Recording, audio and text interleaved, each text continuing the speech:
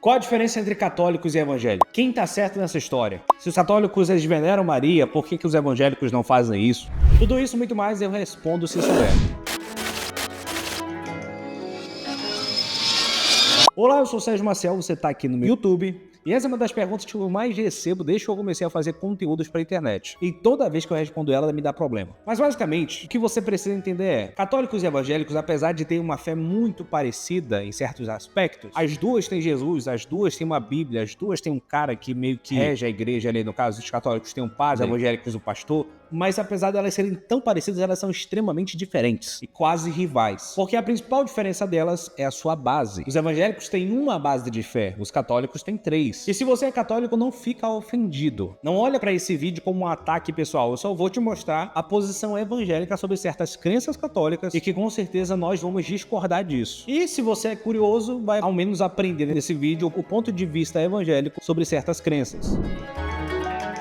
Bora lá, o primeiro ponto que diferencia o catolicismo dos evangélicos é sola escritura. Para os evangélicos, a Bíblia Sagrada é a fonte da revelação. É como Deus se mostra para a humanidade, através da Bíblia. A Bíblia é considerada a palavra de Deus. Ela não contém, mas é a palavra de Deus. As pessoas que escreveram os livros, as pessoas que pegaram esses livros e colocaram todos juntos, meu Deus, meu vai passar bem na hora. Elas tão somente ouviram a voz de Deus e entenderam que era Deus falando nesses livros, por isso juntaram esses livros. Ou seja, a Bíblia que nós temos hoje é simplesmente o povo de Deus ouvindo ele falar e reconhecendo a sua voz. A Bíblia ensina tudo que é necessário para conhecer Deus e alcançar a salvação. Por isso que ela é uma das 5 solas da Reforma Protestante. Caso você não conheça, é só a Bíblia, só a fé, só a Deus a glória, somente Cristo e somente a graça. Eu posso fazer um vídeo no futuro explicando cada uma dessas solas, mas só para você entender, pro evangélico, a Bíblia é a base de fé. Tudo que nós queremos vem daqui. Cada coisa que nós fazemos vem da Bíblia. Tudo vem da Bíblia. Pro católico, não. Ele tem 3 bases de fé, como eu disse. A primeira é a Bíblia, com 7 livros a mais. Não é mesmo a Bíblia dos evangélicos. A segunda é o magistério da igreja, que é o órgão ali que ensina, é o órgão de ensino, os mestres, né, que tem os bispos e o papa. E a terceira é a tradição, que no caso eles acreditam que nem tudo foi escrito na Bíblia. Certas coisas foram guardadas por uma tradição oral, que os apóstolos ensinavam às suas ovelhas. Então, essa tradição oral que é a famosa tradição católica. Então tem certos momentos da história que você vai perceber, talvez, que uma tradição ela vai contradizer alguma coisa da Bíblia. Peraí, mas por que a gente faz isso se a Bíblia não manda? Aí vem lá o magistério da Igreja Católica e tenta ali conciliar os dois negócios com a Bíblia e a tradição. E caso você não saiba o que é magistério exatamente, eu vou dar uma explicação rápida aqui, não minha, mas de um site que é católico, que é o site Canção Nova. Tem um artigo lá que o nome é O que é a Sagrada Tradição e o Magistério? A primeira frase que você vai encontrar nesse artigo é: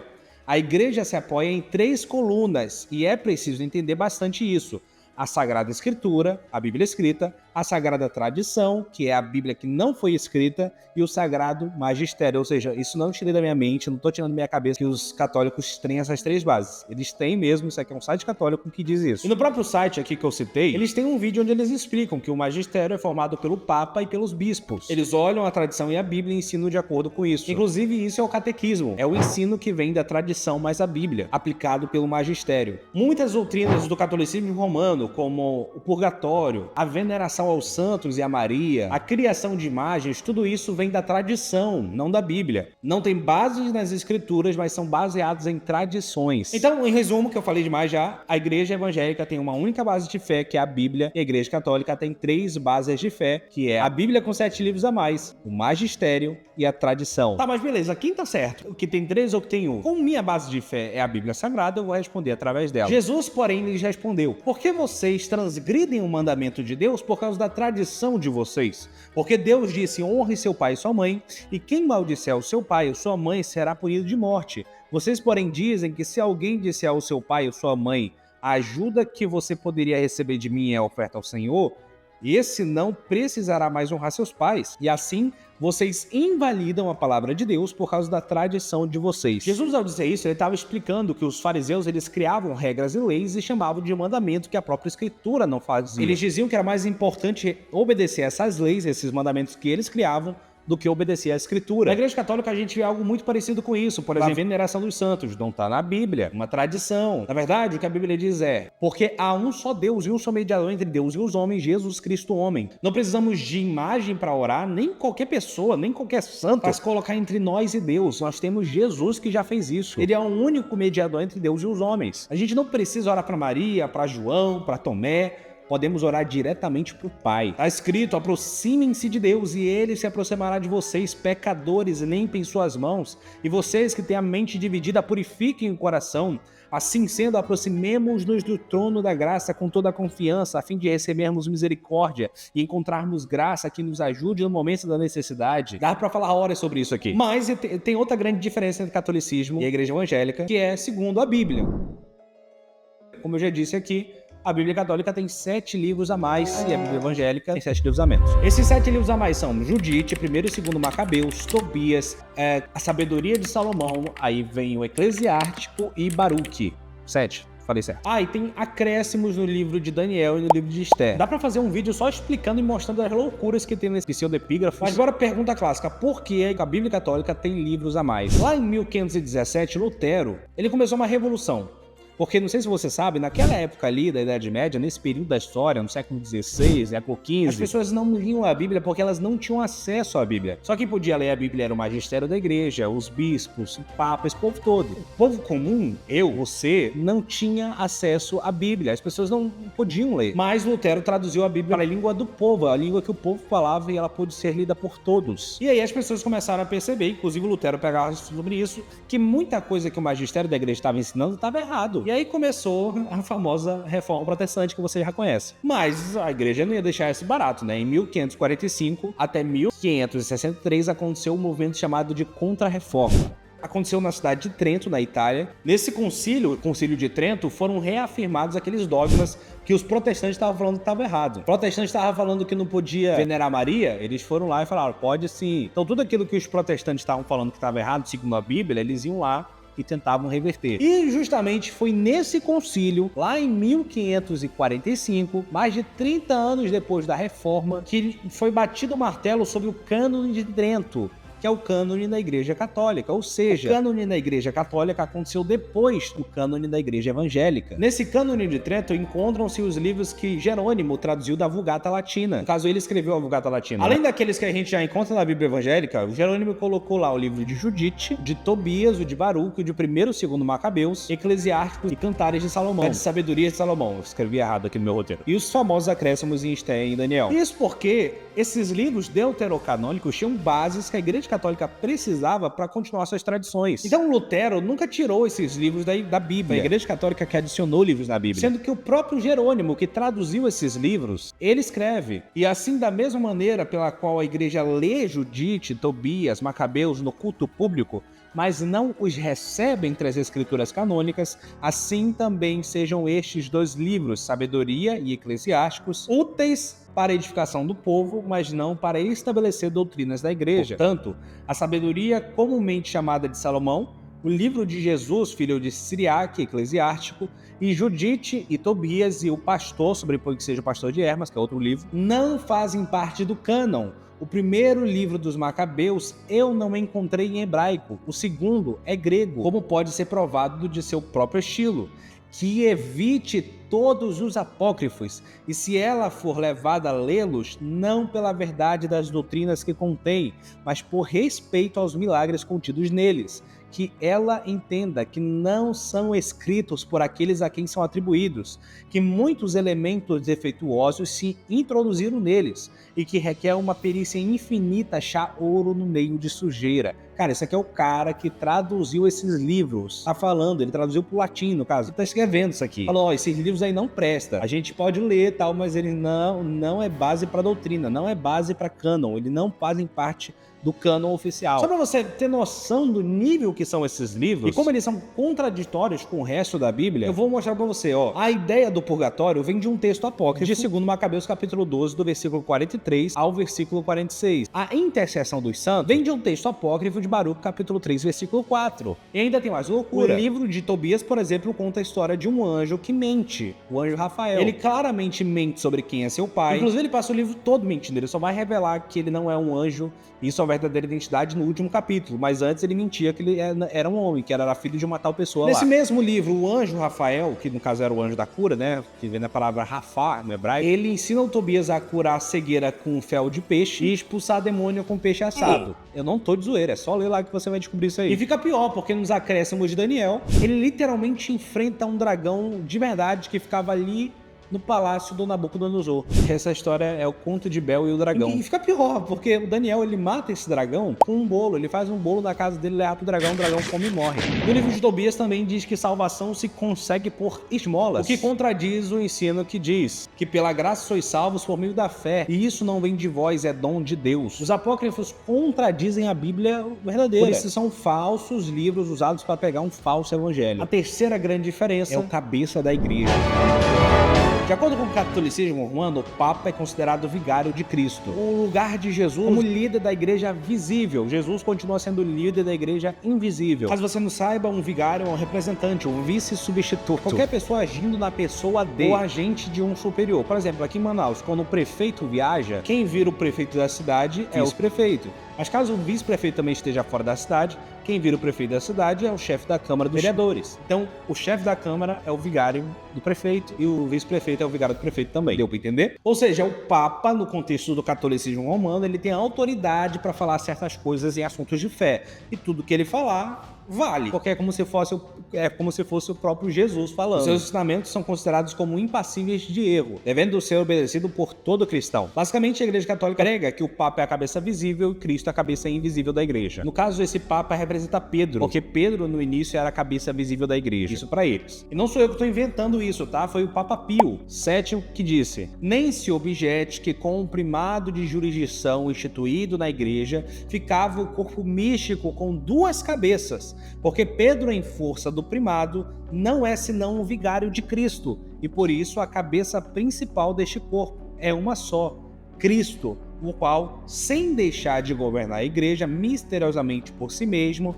rege-a também de modo visível por meio daquele que faz as suas vezes na terra. E assim a igreja, depois da gloriosa ascensão de Cristo ao céu, não está educada só sobre ele, senão também sobre Pedro, como fundamento visível. O Papa Bonifácio VIII diz que Pedro e Cristo formam uma só cabeça. A una e a única igreja, portanto, tem um só corpo, uma só cabeça, não duas, como um monstro, a saber, Cristo e o vigário de Cristo, que é Pedro, e o sucessor de Pedro. Por outro lado, nós evangélicos cremos que nenhum ser humano está livre de erros, e que somente Cristo é o líder da igreja, e o único mediador entre Deus e os homens, como eu já disse naquele versículo, porque há um só mediador entre os Deus e os homens, Jesus Cristo, homem. Seres humanos, eles são muito de ver para crer, mas Jesus quer que você creia para ver. Por isso eles estão sempre colocando rostos em divindades. Inclusive o próprio povo de Israel no deserto, quando saíram do Egito, eles sabiam que Deus tinha tirado eles do Egito, mas eles queriam que Deus tivesse um rosto para adorá-lo. Aí fizeram um bezerro. Por isso, inclusive, sobre o bezerro, Arão diz: vendo a isso Arão, edificou um altar diante do bezerro e anunciou: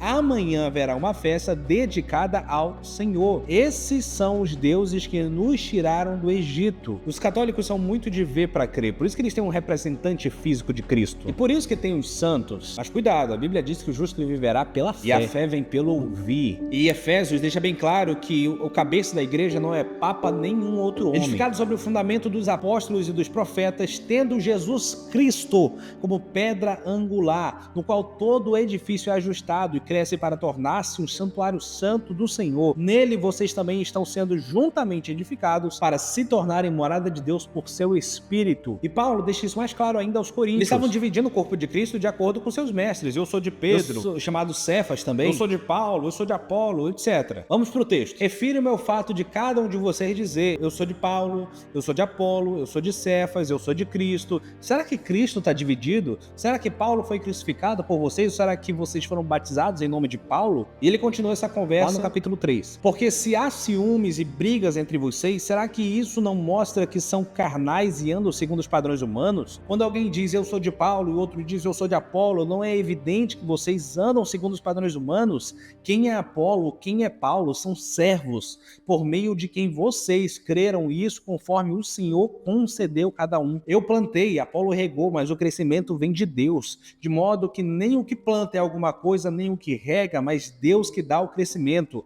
Ora, o que planta e o que rega são um, e cada um receberá sua recompensa de acordo com o seu próprio trabalho, porque nós somos cooperadores de Deus, e vocês são lavoura de Deus e edifício de Deus, segundo a graça de Deus que me foi dada. Lancei o fundamento como sábio construtor, e o outro edifica sobre ele, porém cada um veja como edifica, porque ninguém pode lançar outro fundamento além do que já foi posto, o qual é Jesus Cristo. Jesus é a pedra, Jesus é a cabeça, os homens só são servos de Cristo. Quarto ponto que tem diferença entre os católicos e evangélicos é a salvação.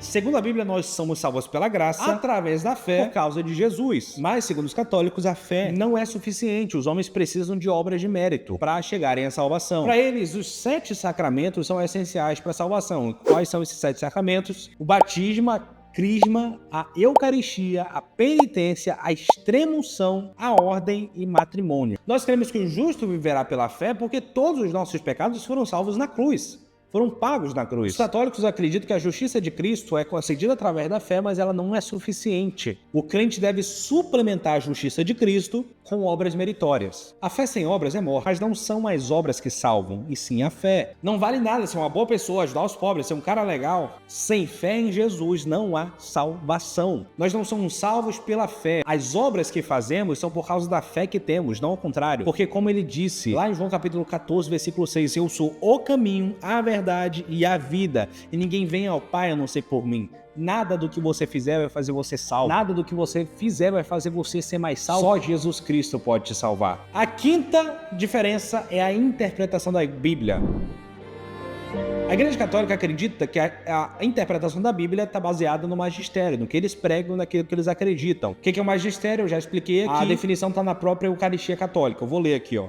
O encargo de interpretar a autenticidade da Bíblia de Deus, escrita ou contida na tradição, foi confiado só ao magistério vivo da Igreja, cuja autoridade é exercida em nome de Jesus Cristo, isto é, ao bispo sem comunhão com o sucessor de Pedro e o bispo de Roma. Ou seja, eles acreditam que só esses caras, só os bispos, só o Papa, tem capacidade de interpretar a Bíblia. Que um crente, uma senhorinha que está lá no bairro, que ela não pode só pegar a Bíblia e Deus falar com ela, não, que ela precisa passar pelo magistério para poder saber o que está escrito lá, o que quis dizer aquela palavra. Os evangélicos, por outro lado, creem que o maior mestre do mundo não é o magistério, não são os bispos ou os papas. O maior mestre do mundo se chama Espírito Santo. E se você ler sua Bíblia orando com o Espírito Santo ali do seu lado, Deus vai falar com você e você vai poder interpretá-la. Obviamente que certas coisas você vai ter que estudar, vai ter que se aprofundar, você vai precisar de uma ajuda de teológica mais. Mas a Bíblia, a palavra de Deus, ela é revelada aos pequeninos. Jesus disse: se alguém me ama, guardará a minha palavra e meu Pai o amará. Viveremos para ele e faremos nele morada.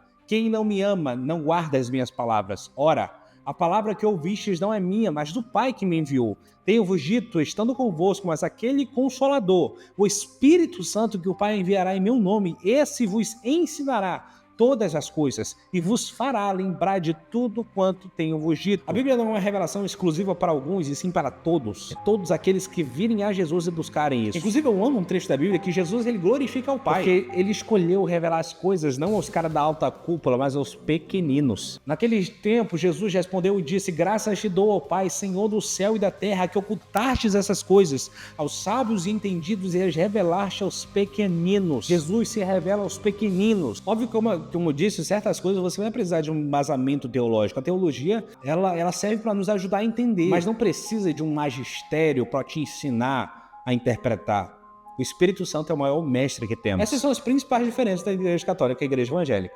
Mas aí vem a pergunta: quem tá certo? Eu prefiro ficar com quem tem base. A Igreja Católica, na minha visão, ela se perde bastante por causa de tantas bases. Tradição, magistério, Bíblia, escolhe uma. A Igreja Evangélica tem uma única base, a Bíblia. Ponto. Ah, mas se um anjo do céu vier e falar alguma coisa, mano, dane-se o anjo. Se não tiver Bíblia, lamento pro anjo. Mas se alguém receber uma revelação nova, não, eu fico com a Bíblia. Pois a palavra de Deus é viva e eficaz. Mais afiada que qualquer espada de 2 gumes, ela penetra até o ponto de dividir a alma e o espírito, juntas e medulas, e julga os pensamentos e as intenções do coração. Não deixe de falar as palavras do livro da lei e meditar nelas de dia e de noite, para que você cumpra fielmente tudo que nele está escrito. Só então os seus caminhos prosperarão, você será bem-sucedido. A Bíblia é o suficiente, não precisamos de outras bases. Somente a Escritura é a revelação divina escrita. Somente Cristo é o mediador entre Deus e os homens. Somente a fé é necessária para o cristão ser salvo. Somente a graça de Deus, por seu amor e vontade, salva o homem como nós. Somente a Deus a glória. Sabia disso? Agora mande esse vídeo para alguém que não sabia dessas informações. E todos os sites que eu peguei, principalmente dos católicos, está tudo aqui na descrição, tá? Curte esse vídeo, comenta aqui os próximos assuntos que você quer que eu fale nesse canal, se inscreva e até a próxima.